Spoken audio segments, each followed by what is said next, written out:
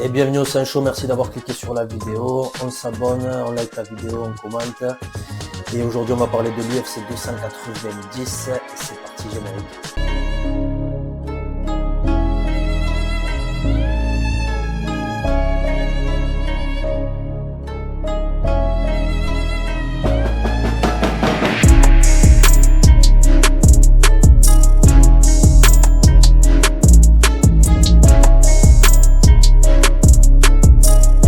Donc on va commencer tout de suite avec le main event, Volkanovski contre Yair Rodriguez. Volk qui est gros favori à 1,20 contre Yair Rodriguez à 4,40. Moi je trouve que les bookmakers là d'entrée, je trouve qu'ils se sont un peu chauffés sur Volkanovski, même si je kiffe Volkanovski il devrait gagner, mais quand même, hein, c'est un gros écart pour. Je trouve que c'est quand même un match-up risqué ouais, pour Alex. En général, ouais, oui, bien sûr, oui, c'est risqué. Rodriguez est toujours très dangereux. Après, les bookmakers, ils font ça généralement parce qu'ils veulent te faire parier sur le underdog. Mm. C'est pour t'attirer à mettre de l'argent sur le underdog. Donc, après, Rodriguez a pas mal d'outils, surtout dans le striking. On le sait, hein, des kicks de malade, des angles de fou, une grosse pression, et ça vient de tous les côtés, quoi. Ça vient de tous les côtés. Après, franchement, niveau posture, niveau composure dans la cage, niveau expérience, niveau robuste, Alex il est bien au-dessus, tu vois, il est bien au-dessus, il est jamais en... il compromise jamais sa position dans la cage, il est toujours bien sur ses appuis, il est petit, mais il est très très fort physiquement. Franchement c'est compliqué, il a pas de coup, tu peux pas l'étrangler, tu peux pas le take down, parce que sa take down defense elle est incroyable, il n'y a que Islam qui a réussi pour l'instant. Euh, c'est compliqué quoi. Je vois pas vraiment comment Rodriguez peut trouver une avenue de gagner à part un KO, mais ça m'étonnerait vraiment quoi. Parce que quand on regarde Max Holloway contre Rodriguez, même Max Holloway arrivait à take down Rodriguez. Ouais. Il a utilisé la lutte, il a ralenti le combat, il est resté au-dessus de lui, il a mis du gros ground and pound contre la cage, surtout les 3 derniers rounds. Donc c'était un combat magnifique, Max Holloway contre Rodriguez. Ouais. Mais quand on regarde ce que Alex fait à Holloway, c'est même pas close quoi, tu vois, c'est même pas serré, donc j'ai du mal à voir Rodriguez gagner. Moi je vois Alex par décision, ou peut-être un TKO au 3e ou 4e, et je pense qu'il utilisera la lutte un peu si Max Holloway a utilisé la lutte euh, de manière aussi avec autant de succès facilement, je vois pas pourquoi Alex ne pourrait pas le faire, tu vois. Ouais. Alex a une meilleure lutte, il a une meilleure pression, il est plus fort physiquement, plus corpulent, donc je vois pas pourquoi il n'arriverait pas à s'imposer de cette manière-là. Donc je vois bien un combat complet, je vois un Volkanovski concentré comme d'habitude. Premier round peut-être qu'il perd même le premier round, mais deuxième, troisième, quatrième, cinquième, qui revient en force à chaque fois, qui contrôle et qui gagne une belle décision. Je vois une belle décision de la part de Volkanovski. Ouais. Moi j'ai envie de mettre un petit billet sur le. Même si je préfère Volkanovski et je préférerais qu'il gagne, ouais. Je serais tenté de mettre un petit billet sur Yair Rodriguez. Il peut utiliser ses kicks de bonne façon. Avec une belle allonge, une belle différence d'allonge. Lui mettre ouais, peut-être des coups au corps et tout. Et peut-être un KO un peu imprévu, tu vois, à l'image de Leon Edwards contre Ousmane ou un truc comme ça. Un truc en fin de combat et ouais, un coup de pied qui passerait mal, tu vois, je sais pas, un middle et Volkanovski qui se jette sur un takedown et qui prend un middle, tu vois, un truc comme ça, qui prend le genou dans la tête. Et, euh, et derrière, il ferait le 2 et Volkanovski reviendrait, tu vois, je sais pas, j'ai un peu ce scénario-là en tête. Alors on verra samedi, et je vais pas mettre toute ma fortune sur Yair, mais ouais, je jouerai sur un petit billet. Je vais dire Yair Rodriguez par KO, 4e. C'est possible, mais j'y crois pas. Non. Ouais, j'y crois pas. Moi, je reste sur. Et puis, moi, je verrais plutôt un deuxième, tu vois, premier ou deuxième s'il attrape en KO. Ouais. Quatrième, je pense que Volkanovski sera trop confortable. Rodriguez, il a fait que un 5 rounds, il me semble, contre Max Holloway, c'est tout. Mm. Donc, c'est pas comme s'il était super expérimenté des 5 rounds. Alex, il a vraiment l'habitude d'aller dans les derniers rounds. Il a d'ailleurs gagné le 5e contre Islam. Donc, moi, je suis pas d'accord. Mais après, tout est possible, hein, c'est le MMA, c'est foufou. Il y a plein de trucs qui peuvent se passer, mais s'il y a un KO, moi je le verrais plutôt early, quoi. Je le verrais pas en fin de combat. Ok. Ok, on peut passer au Common Event. Brandon Moreno contre Alexandre Pantoja. Troisième opus. 2 victoires pour Alexandre Pantoja, une à la décision, un par étranglement arrière, mais c'était pendant The Ultimate Fighter, donc ça compte pas vraiment Oui, c'était une ça compte pas exhibition. dans son typologie. Mais du coup, ouais, Brandon Moreno qui est champion à l'heure actuelle, qui est à 1,50 et De Pantoja à 2,50 lui. Est-ce que tu crois que l'histoire va se répéter, que Pantoja va prendre la victoire une troisième fois? Moi, je pense que Pantora peut le faire. Pantora peut le faire une troisième fois. Je pense qu'il a le numéro de Brandon. Brandon est très bon. Il a un bon style qui marche bien pour lui. Il a une belle équipe derrière lui qui sont vraiment concentrés sur lui. Mais je pense que Pantora est plus fort techniquement dans les transitions, quoi. Il a vraiment un beau grappling dans les transitions. Il est fort à prendre le dos. On l'a vu contre Alex Perez, ce qu'il lui a fait en 1 minute, c'était Mm. incroyable. Il est vraiment bon, Pantoja. Il est vraiment bon dans les transis. Et je pense qu'il est plus corpulent, il est plus fort physiquement que Brandon. Niveau lutte, ça se touche. Niveau sol, ça se touche même mieux de la part de Pantoja. Et je pense qu'il peut vraiment le refaire. Je dirais peut-être un étranglement arrière au troisième. Je verrais une petite guerre avec un des retournements de situation. Brandon qui gagne un round, Alexander qui revient dans le deuxième round. Et que ça se termine en étranglement arrière encore une fois, mais au troisième. Ouais. Ouais, c'est ça que. Moi j'ai Brandon Moreno. Je pense qu'il a beaucoup appris de ses derniers combats contre Davison Figueiredo, que c'est pas du tout le même combattant. Pareil, une expérience sur les 5 rounds. Là, du coup, il en a pris beaucoup. Grosse expérience aussi avec la foule, les gros événements. Je pense qu'il se sent un peu porté par ça aussi maintenant qu'il en a l'habitude en étant champion et tout.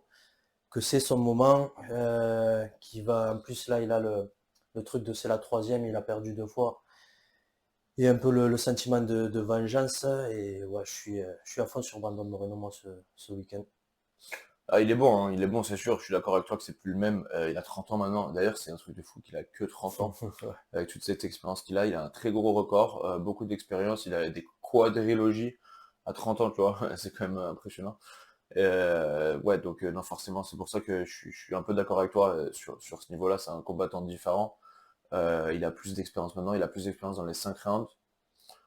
Et, et c'est pour ça que je pense qu'il va gagner quelques rounds. Je pense qu'Alexandre va réussir à le choper en fin de combat, troisième, quatrième, cinquième possible. Mais ce sera beaucoup plus compliqué que les deux premières fois. La Ouais. première fois où Brandon s'est fait étrangler par Alexandre Pantoja, c'était un peu amateuresque. Il était un peu trop foufou, il a donné son dos un peu n'importe comment, Mm. ça s'est terminé de manière un peu amateuresque, Ouais. quoi, on va dire. Et ça va pas se passer comme ça du tout, moi, pour ce combat. Je pense que ce sera beaucoup plus serré. Et peut-être même une décision, hein, c'est possible aussi. C'est juste que je crois beaucoup aux soumissions de Pantora, il est vraiment fort dans ce domaine. Pour moi, c'est un de mes préférés à regarder dans cette catégorie. Et je pense qu'il va le faire. Je pense qu'il va le faire. Mais c'est un très beau combat. Franchement, je suis vraiment Ouais. excité de voir Brandon combattre quelqu'un d'autre que Davidson. Ouais. Ouais. Ouais. Ça commence à me saouler un peu. Et ouais, ça fait plaisir. Ça fait plaisir. Franchement, ça pour moi, c'est les deux meilleurs flyweight du monde maintenant. Donc c'est Mhm. ça que ça a Ouais, beaucoup on de est sens, quoi. d'accord. Ouais. Ça a beaucoup On de enchaîne sens. avec Robert Whittaker contre Dricus Duplessis. Whittaker favori à 1,24 et Dricus à 3,95. Là, moi, c'est un suspense. Je suis complètement avec les bookmakers. Je pense pas que je le joue. Je pense pas que je le jouerai même ce combat. Pardon. Mais, euh, mais ouais, je vois Robert Whittaker gagnant. Décision, peut-être. Dricus, quand même, il a un bon menton. Mais il peut le finir, ouais. Whittaker, je vois une masterclass, ouais, pour lui. Un peu à l'image du combat contre l'Italien Marvin Oui, Vettori, tu oui. vois, un truc comme ça. Dricus Duplessis qui est très critiqué sur sa façon de combattre par d'autres combattants et tout, qui disent qu'il n'a pas sa place dans le ranking et ni le droit de combattre pour, euh, pour le, pour le titre. T'es d'accord toi avec tout ça quand même ou pas? Je pense que déjà de un, de où n'importe qui se permet de dire Ouais, ouais, ouais, c'est pour il a ça que pas je... le rankings alors qu'il l'a, tu vois. Mm. C'est parce que juste il manque de cardio, il est un peu un peu de partout, quoi. Quand il combat, il fait des guerres alors qu'il a pas besoin de faire des guerres. Il respire fort, il prend des grosses bouffées d'air au milieu de grosses crumbles. Il envoie des grosses patates qui sont très télégraphées. Euh, il est pas clean, quoi. Toutes ses performances, c'est pas clean. C'est un Mm. peu, c'est de la bagarre, quoi. Mais ça marche, ça marche. Il a pris Derek Brunson, il a pris Darren Till, C'est vrai. il a pris Brad Tavares qui est vraiment fort, une des meilleures takedown defense de la catégorie, et il a réussi à le takedown, il a réussi à le contrôler avec le striking, il a réussi à le battre dans tous les domaines. Et Mm. pour moi, Brad Tavares, c'est un bon test de vraiment si tu peux être champion ou pas, tu vois, parce que Brad Tavares, c'est vraiment une bonne définition d'un gatekeeper, quoi. Il est vraiment aux portes du top 10 tout le temps et il va toujours tout donner. Donc si tu peux le battre de manière décisive, tu as ta place au top 10. Après Whittaker, c'est complètement l'inverse, il est vraiment clean, il prend pas trop de risques, il a un jab de ouf, très bon setup avec le same side head kick, same side body kick qu'il fait. C'est incroyable, moi je suis vraiment un grand fan de Robert Whittaker. Pour moi, il avait battu Israël la deuxième fois. Si tu prends les critères, les règles du MMA, pour moi, il a gagné. Il a gagné en dommage et il a gagné en contrôle. 3 rounds à 2, c'était clair pour moi. Même si j'étais pour Israël, je pense que Whittaker avait gagné. Il aurait dû être champion ce jour-là. Donc oui, je pense qu'il peut battre Izzy, hein. Il peut battre Izzy si une troisième fois avec un bon game plan, un peu plus d'agressivité, il pourrait le battre. Mais le problème, c'est que Dricus, il frappe vraiment fort. Et il doit y avoir quelque chose avec Dricus que tu t'en rends compte dans la cage, quoi. Mm. Parce que la manière dont il combat, c'est un peu foufou. Il fait des grosses guerres pour rien. Tu te dis, mais c'est pas possible, il a pas de cardio. À chaque fois, il revient. On dirait qu'il a pas de cardio au deuxième, mais il en a au troisième. Tu vois, je sais pas, c'est un mystère, ce Dricus Duplessis. Franchement, après, c'est un bon gars. J'aime bien la manière dont il se comporte, la manière dont il parle et tout. Et, euh, et ouais, non, ça, c'est un bon combat, hein. C'est un bon combat. Je pense que le gagnant prend le title shot. On Ouais, verra ce surtout qui se passe. si c'est Dricus par rapport au petit bif avec Israël Adesanya, par rapport au fait d'être africain ou pas. Donc enfin, ouais, on verra. Ouais. Affaire à suivre.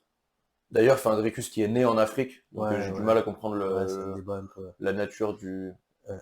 la nature du bif, quoi, parce qu'il est né en Afrique et il dit je suis né en Afrique, je m'entraîne en Afrique, je suis le champion africain, je veux être le champion africain.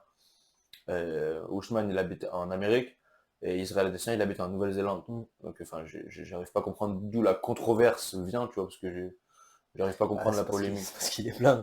Ça les dérange un peu, tu vois. Ouais, mais il est blanc, mais C'est ouais, les c'est, histoires de colonisation et tout ouais, mais ça, ça tu vois. n'empêche Ça dérange. ça Oui, n'empêche pas après, que ouais, ouais, non, ça n'empêche pas que malgré tout que ce soit un il pays a raison. africain Ouais, et ouais, qu'il est africain, donc ouais, c'est comme ça. ouais, ouais. Mais ouais, en tout cas, fin de la petite parenthèse, mais Dricus à chaque fois, il impressionne quand même, mine de rien, tu vois, même s'il se met dans des guerres, même s'il fait n'importe quoi à droite, à gauche, il impressionne.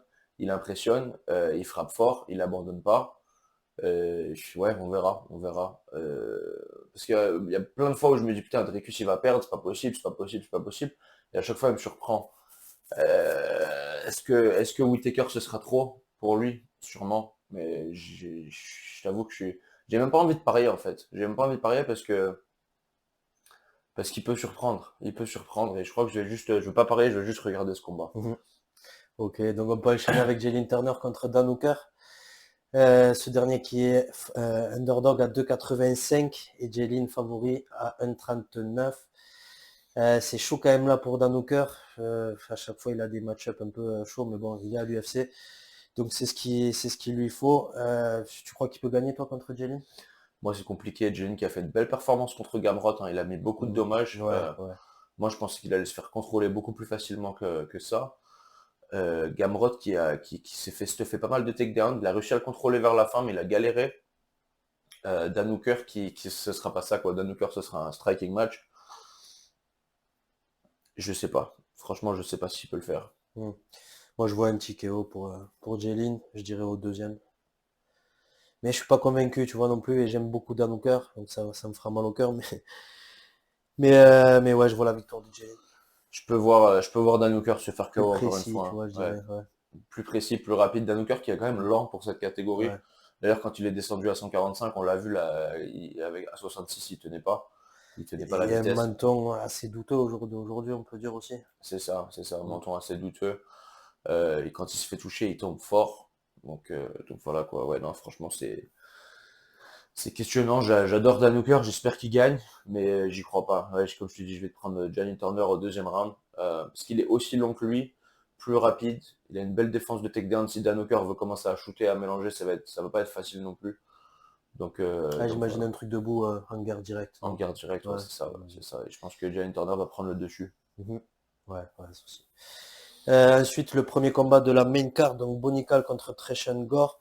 Bonical, comme à chaque fois, gros favori 1,05 et Tresean Gore à 8,80. Tresean Gore, j'aime bien, c'était le gagnant de The Ultimate Fighter. Enfin, ouais, non, Finaliste. finaliste, ouais, et qui avait été blessé, du coup, qui avait été remplacé pour la finale. Euh, tu vois des avenues à gagner, je l'aime bien, mais je pense que Bonical c'est toujours pas son niveau encore pour le stopper. Tresean Gore peut l'éteindre, hein. Ouais. Franchement, il peut l'éteindre. Il a une belle défense de takedown. Mhm, Il kick vraiment fort. C'est pour ça mhm. que, je sais pas, quand tu te rappelles, quand il avait combattu Ryder Newman Ouais. sur le Ultimate Fighter, Ryder Newman a un très bon double leg et il n'osait même pas shooter à cause des feintes et des kicks qu'il envoyait. Il avait vraiment peur de shooter. Il était contre la cage et il faisait rien du tout. Est-ce que Bolnica veut faire ça? Je pense pas. Je pense pas. Bolnica, logiquement, il devrait le takedown.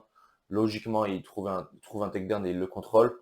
Après, Trichangor, c'est pas non plus, même s'il a un petit record, il est que 4-2 ou 5-2, il me semble. Il va pas se laisser faire non plus. Je peux voir un KO de Trichangor, hein, parce que tu sais que Bolnica, il avait galéré à takedown Jamie Pickett. Mhm. Il avait galéré, Jamie Pickett avait bien défendu.